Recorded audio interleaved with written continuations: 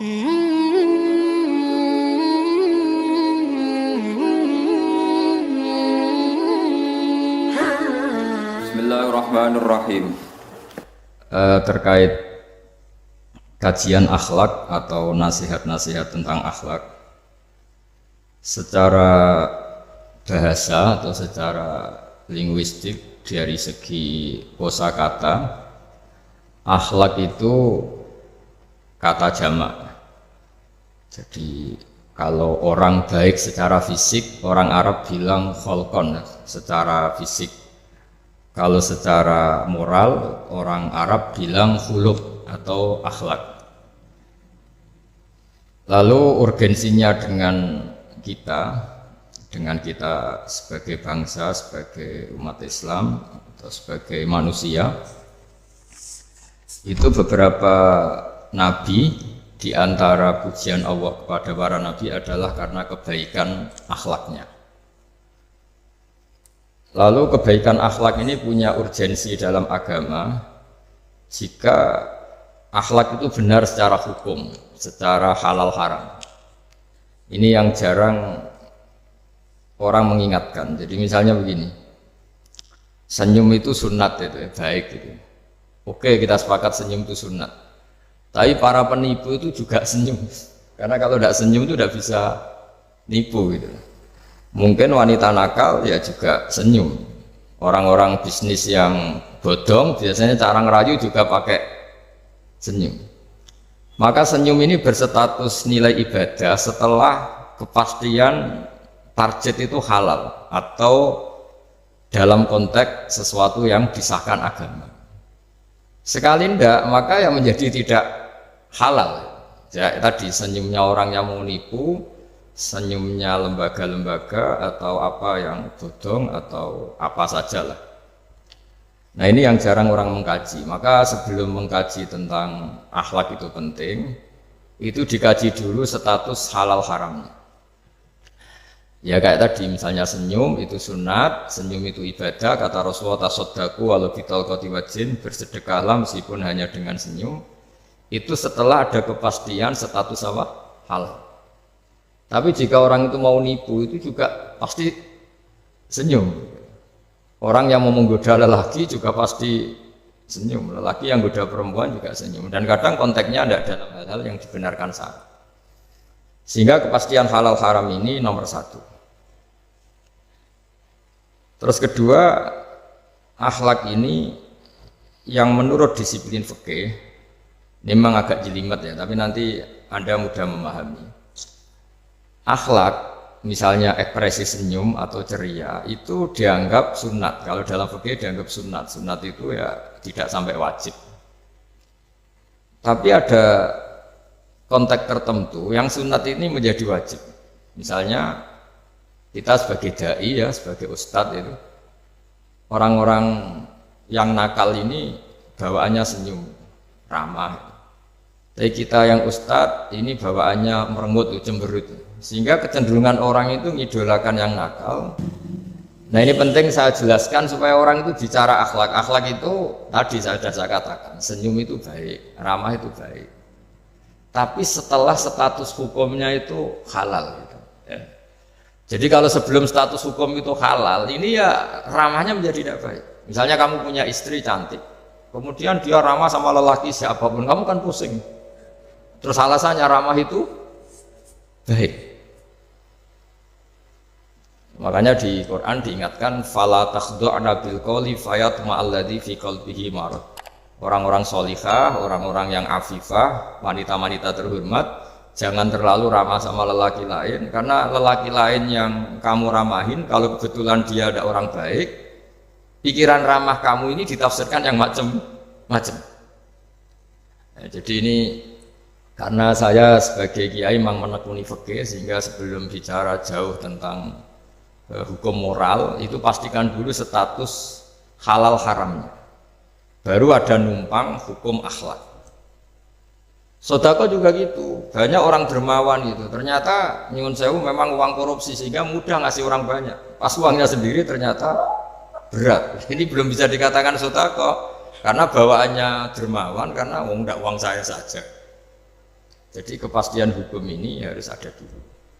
Makanya dalam Islam fikih itu nomor satu, hanya nomor satu itu ya kepastian hukum. Baru di level apa aplikasi hukum itu penerapannya, tatbikinya kalau dalam bahasa Arab butuh akhlak. Terus ketiga cerita-cerita akhlak itu yang paling fenomenal itu kata banyak mufassir. Kenapa Saharatu Fir'aun? Jadi ketika duel, saya cerita sedikit. Musa ini punya banyak mukjizat. Nabi Musa ini punya banyak mukjizat. Mukjizat itu sesuatu yang luar biasa, nggak bisa dinalar oleh akal. Itu kalau orang baik disebut mukjizat, kalau orang buruk punya kemampuan ini disebut sihir. Ya, tapi sama-sama punya kekuatan yang dahsyat. Sehingga ketika Nabi Musa punya kekuatan yang dahsyat ini, yang disebut mukjizat, Fir'aun cara berpikir yang bisa mengalahkan ini hanya sihir.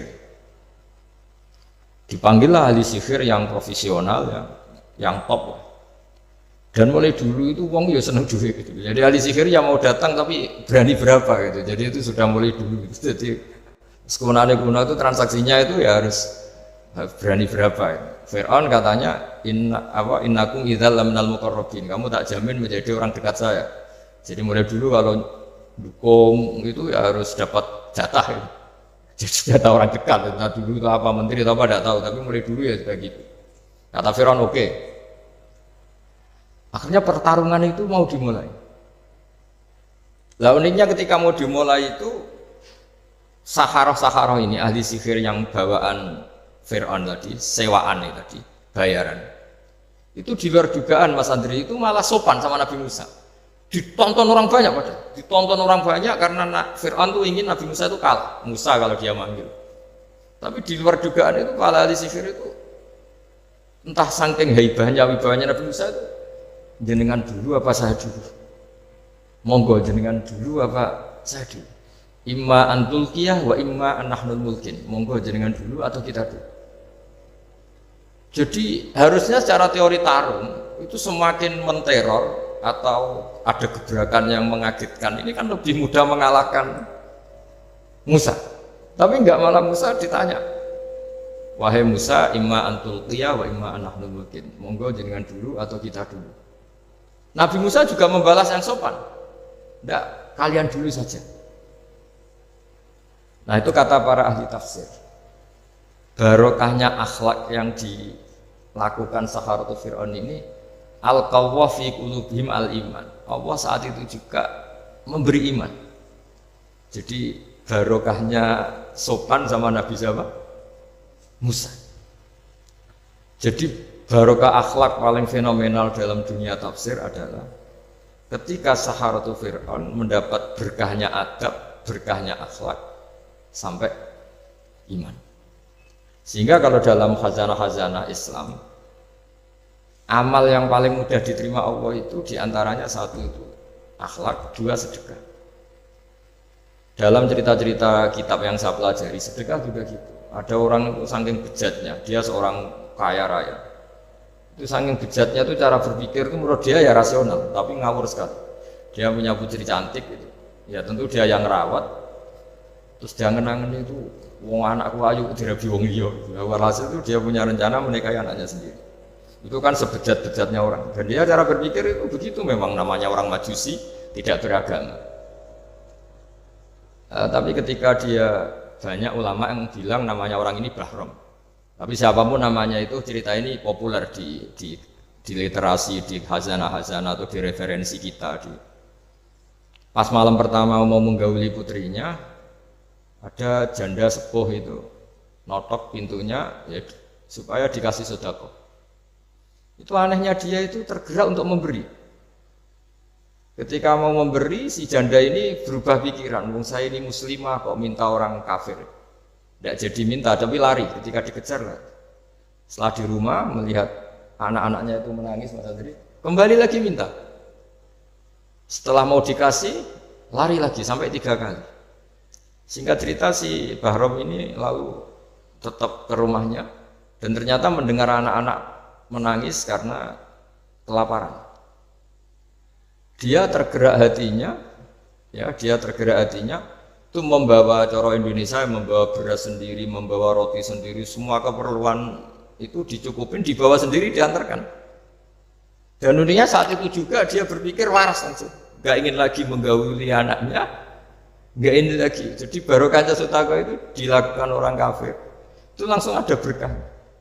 Sampai saat itu dia iman, dan hebatnya ada seorang wali di era itu mimpi disuruh menghormati si Bahrom ini, bahwa ini umat saya, ini walhasil itu sampai diapresiasi. Nah, lagi-lagi kembali ke sodako. Jika ada orang netral, misalnya orang netral itu ya diajak baik ya mau, diajak buruk ya mau, belum punya perpendirian, juga belum punya karakter, belum punya status yang permanen, ya solehnya masih amatir, faseknya ya masih amatir. Kemudian terus ada kompetisi, alam raya ini kan kompetisi. Ternyata yang tukang sedekah, yang mudah memberi itu yang fasek, yang ini pelit. Jangan-jangan kita disalahkan Allah ketika orang yang netral ini jadi orang fasik. Karena apa? Kenangannya dengan orang fasik mendapat keenaan sedekah atau servis. Kenangannya sama orang soleh tidak mendapat. Malah dikongkon terus jadi panitia pengajian, kan kesel. Ya. Nah, kalau dibebani terus. Sehingga di antara ciri agama ini qalilul maunah. Agama ini harus berbiaya murah. Itu hal-hal yang harus kita perhatikan. Nah, kecuali ini sudah orang yang punya karakter, memang sudah orang soleh, memang bawaannya ingin mendukung yang kanan, yang ahlul yamin, yang hanya suka kebaikan.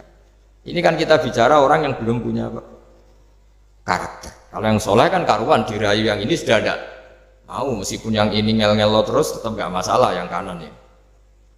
Nah, ketika kita ngelola anak Mas Andri ini, Mas Dwi ya, ini karena yang ada jadi saya pakai contoh.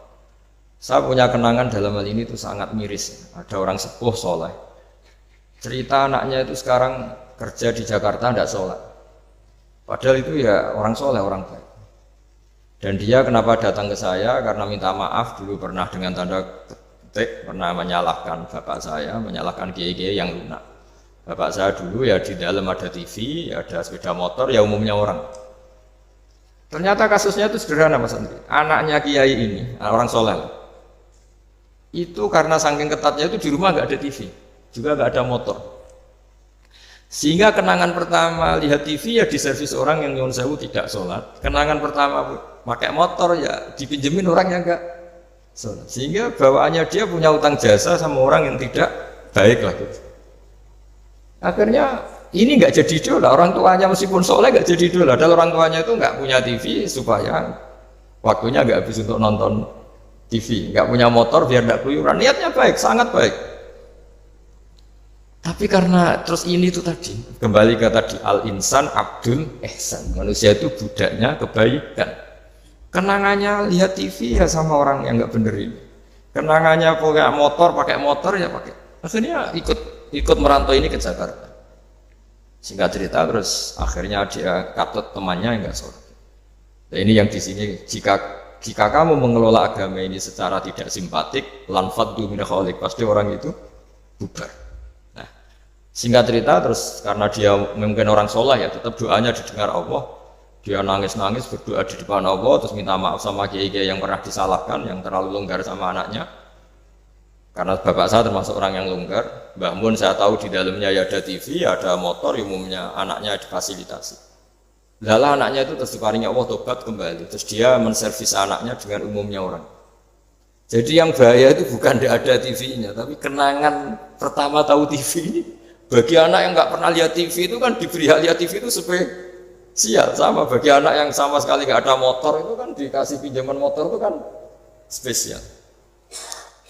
Jadi kesimpulan dari ngaji akhlak ini harus dikawal supaya mengawal kebaikan. Jangan sampai anak kita, keluarga kita punya utang jasa sama orang yang nggak benar sehingga dia ngidolakannya orang yang nggak.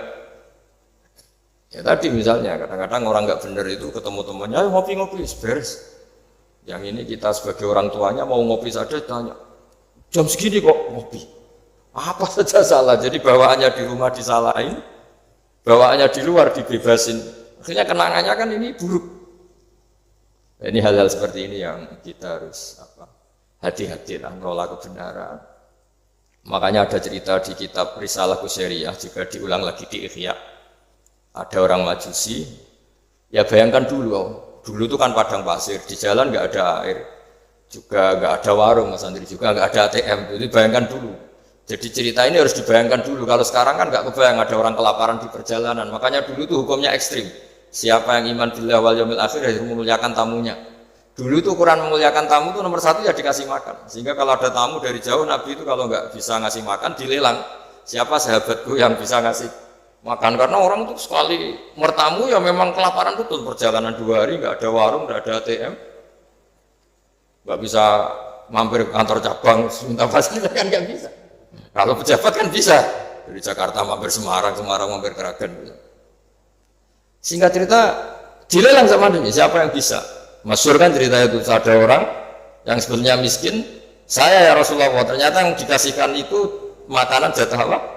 Anaknya, kan masyhur cerita itu. Kata dia pulang, terus lampunya pura-pura dimatikan, terus anaknya disuruh menidurkan, terus dia pura-pura nemani makan, padahal hakikatnya yang makan banyak tamunya. Saat itu juga Allah menurunkan wahyu kepada Rasulullah SAW.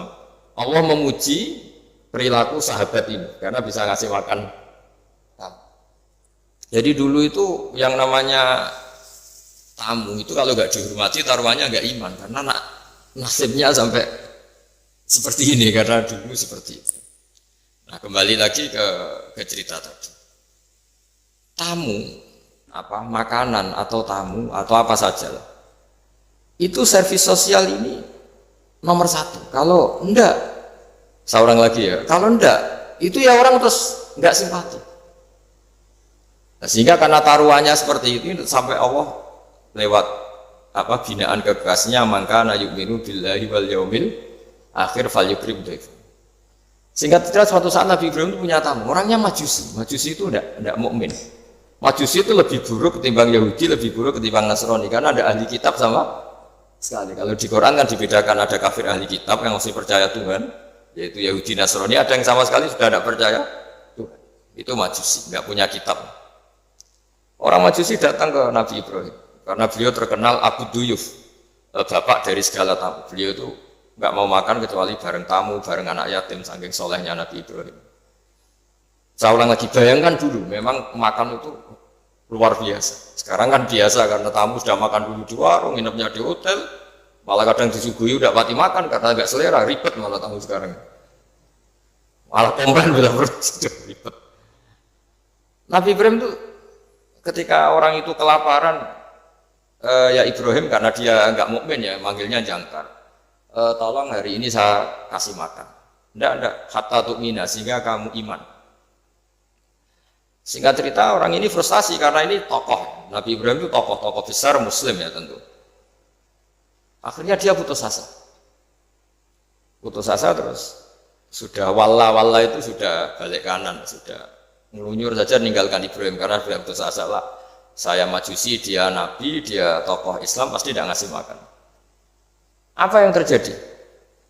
Saat itu juga Allah, karena beliau Nabi, bisa komunikasi dengan Allah, dapat wahyu. Lihat orang itu umur berapa? 70 kira-kira gitu atau 60. Kata Allah, orang itu baru ini loh kelaparan gitu. Dan baru ini juga minta kamu kan, iya. Dan kemarin-kemarin tidak pernah kelaparan ya baru ini ya. Kata Allah, saya yang Tuhan saja ngasih makan dia padahal tidak iman sama saya. 60 tahun. Kamu diminta untuk 1 hari saja kok mensyaratkan apa? Iman. Dia panggil saja supaya makan di kamu. Salah saya dipanggil akhirnya sama Nabi Ibrahim, dikejar. Udah, ayo makan ke saya. Ya gimana? Ya udah, usah syarat iman, pokoknya makan saja. Nah, sudah makan sama Nabi Ibrahim di servis, tanya orang itu, kok kamu mendadak baik tadi sini sih? Itu ya, ditegur Allah, saya salah kan? Loh, Allah yang Tuhan itu, menurut kamu Tuhan itu betul negur kamu? Iya. Dia nangis. Ternyata Tuhanmu itu Tuhan betul ya. Saya yang Majusi aja diperhatikan gitu. Bahkan menyalahkan kekasihnya kamu. Gitu. Ya saya mau iman saja gitu. Itu ya barokahnya servis. Nah sekarang misalnya kita bertarung di dunia yang bebas ini. Misalnya nyuwun sewu, yang ngasih makan ini nyuwun sewu orang nggak baik, yang orang baik nggak ngasih.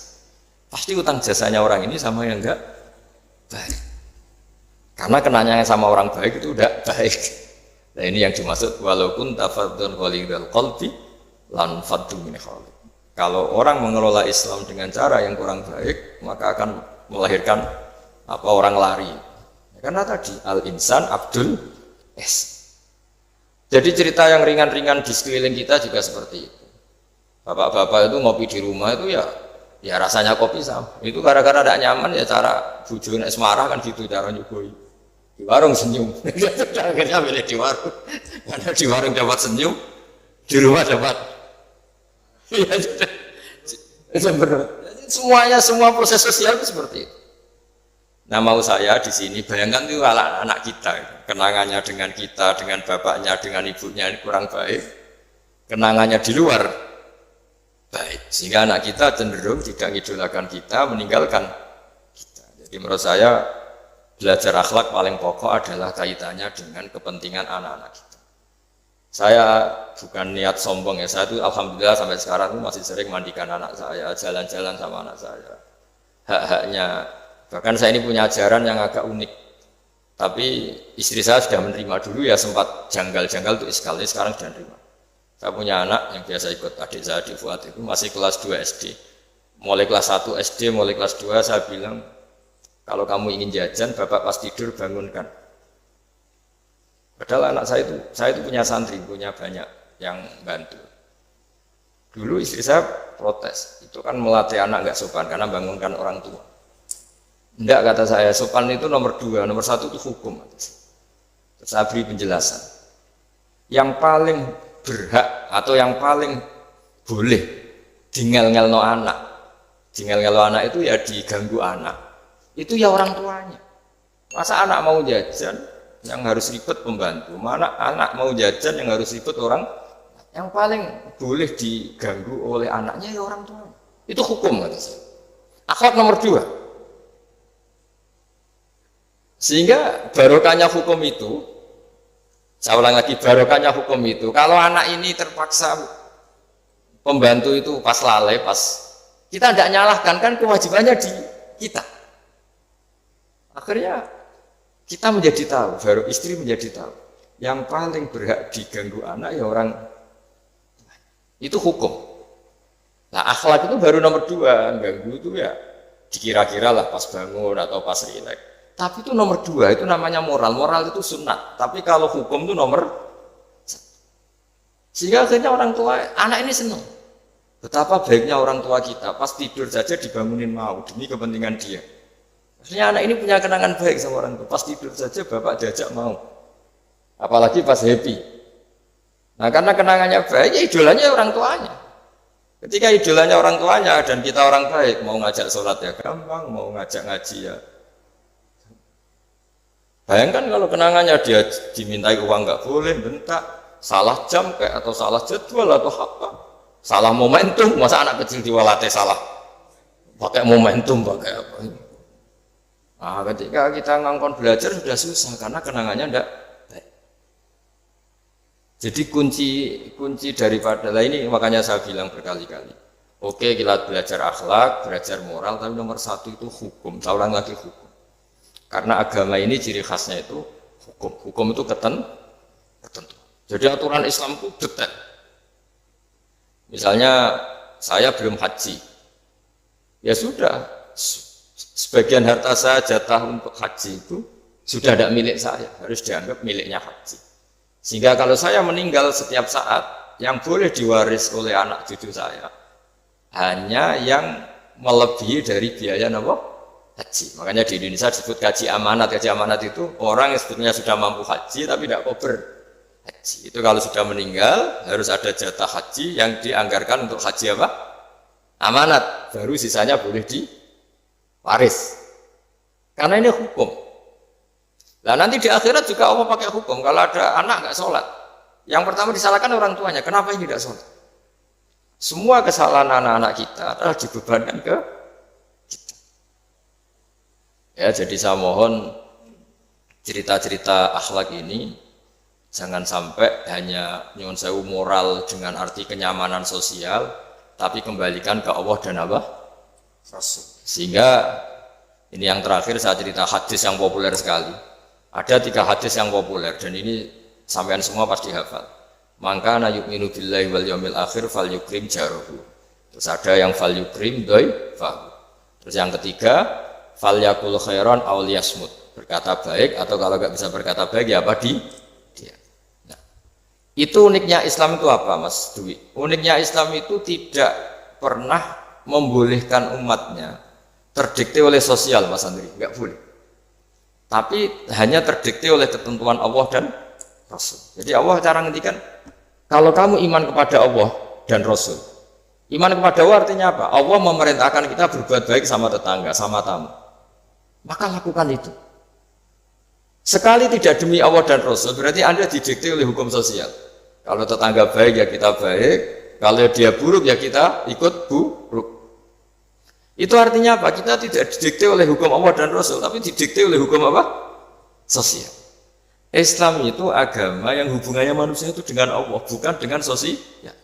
Sehingga ketika baik sama tetangga pun itu karena perintah Allah. Sehingga kalau suatu saat kecewa tetangga kita itu kurang ajar misalnya, ya kita tetap nyaman saja karena kita baik itu atas perintah. Makanya masyhur di kalangan ahli hadis ada dawuh Nabi, la takunu imma'atan. Taquluna in ahsanan nas ahsanna wa in dolamuna dolamna. Kamu jangan jadi orang yang didikte sosial. Kalau orang baik kamu baik, kalau orang buruk kamu ikut buruk. Itu namanya orang yang nggak punya prinsip. Tapi walakin wattinu anfusakum, kata Rasulullah. Kuatkan prinsip kamu, jika manusia baik kamu akan baik, dan manusia ketika buruk kamu pun tetap ingin baik. Nah, dengan demikian itu berarti kebaikan kamu itu atas perintahnya Allah dan Rasul, bukan atas nama sosial. Sehingga misalnya ada orang birrul walidain, ibunya bawaannya cerewet, mbahnya cerewet, ya tetap baik. Tapi kalau kamu didikte sosial, sekali ibu kamu bawel, malas lah ketemu ibu bawel. Nah, ini berarti kamu belum didikte Allah dan Rasul, tapi didikte hukum apa? Sosial. Sehingga untuk menutup mauidhah ini, saya sering cerita di mana-mana di kitab Ihya itu ada cerita, ada seorang pemuda yang kurang ajar sekali. Ada kiai dipanggil, Pak Yai silahkan ke rumah saya. Ya kira-kira cara sekarang mungkin 500 meter datang. Setelah sampai depan rumahnya, sudah Pak Yai saya tidak punya kebutuhan sama kamu. Itu kiainya senyum, rileks. Setelah sampai rumahnya dipanggil lagi, Pak Yai mohon ke rumah saya. Kiainya ke situ lagi asik. Terus setelah sampai rumahnya pemuda tadi, sudah pulang aja saya tidak butuh kamu. Sampai 3 kali. Dan kiainya tuh asik, ceria gitu. Pemuda itu kagetnya bukan main. Kenapa Pak Kiai tidak tersinggung, malah senyum-senyum? Jong kata orang Jawa ini. Ini cerita di Ihya. Saya tuh senang sekali menuruti perintah Allah. Allah menghentikan, saya disuruh hormat tetangga. Lah kamu tetangga saya. Dan saya alhamdulillah bisa nuruti karep kamu. Disuruh ke kamu, saya ke kamu. Dan sekarang karep kamu saya pulang ya saya pulang. Syukur sekali hari ini saya bisa nuruti perintah Allah sampai 3. Nangis pemuda itu. Loh kalau kamu kan tampar, ini kan pelecehan. Itu kan kurang ajar betul, kiai digambar. Tapi wali-wali itu nggak berpikirannya tidak seperti itu. Kalau kamu tidak wali ya memang aneh pikiran itu, tapi yang benar itu. Nah, jadi lewat ngaji ini saya mohon semua teman-teman yang di BI maupun seluruh kita, akhlak itu nomor 1. Dengan makna tapi setelah kepastian hukum, setelah kepastian hukum. Jadi misalnya senyum itu sunat karena kita merayu mitra bisnis untuk bisnis yang halal. Tapi kalau bisnis kita bodong, ya semua orang yang ingin nipu kan ya pasti senyum lah. Berarti yang pahalanya besar ya orang-orang penipu karena senyumnya lebih sering dibanding yang enggak nipu. Jadi artinya akhlak itu menemukan momentum sebagai ibadah setelah ada kepastian hukum halalnya. Tapi kalau nggak ada kepastian hukum halalnya, ya ini senyum itu dievaluasi tadi. Misalnya orang ngerayu juga harus senyum, orang nipu juga harus senyum. Ini yang mungkin banyak diabaikan. Saya kira demikian dan mohon maaf karena sebenarnya kalau andikan tadi jalannya normal mungkin saya agak terlambat. Itu kan banyak lubang-lubang karena itu biasanya kan karena hujan ya. Tapi ya saya suka tetap terlambat biar keren pernah nunggu kiai. Jadi kalau dalam teori agama itu sama kok. Sholat, Nabi itu pernah sholat isya itu setengah tiga dini hari. Sahabat biasanya kan beliau suka awal waktu. Terus ketika sahabat tanya kata Nabi, malam ini spesial karena kamu lama sekali nunggu apa? Sholat. Nggak semua orang malam ini bisa menunggu apa? Sholat. Jadi artinya apa bawaannya itu nunggu kebaikan. Jadi di antara trik atau resep husnul khotimah, ya ini sebagai penutup ngaji, resep husnul khotimah itu innallaha ta'ala yubahi malaikatahu, Allah membanggakan kita, yubahi bikum malaikatahu, Allah bangga dengan kita. Di antaranya apa Mas Andri? Umatnya Rasulullah SAW itu kalau habis subuh ditanya, ngapain kamu hidup nunggu sholat duhur? Ngapain kamu hidup setelah sholat duhur nunggu sholat asar? Sehingga kita ini menunaikan fardu yang diwajibkan Allah dan menunggu datangnya fardu yang lain. Jadi orientasi kita fahijratuhu ilallah wa rasul. Tapi kalau kita orientasinya mapan, kenapa kamu hidup? Sama mati setelah mapan, sama mati setelah jabat.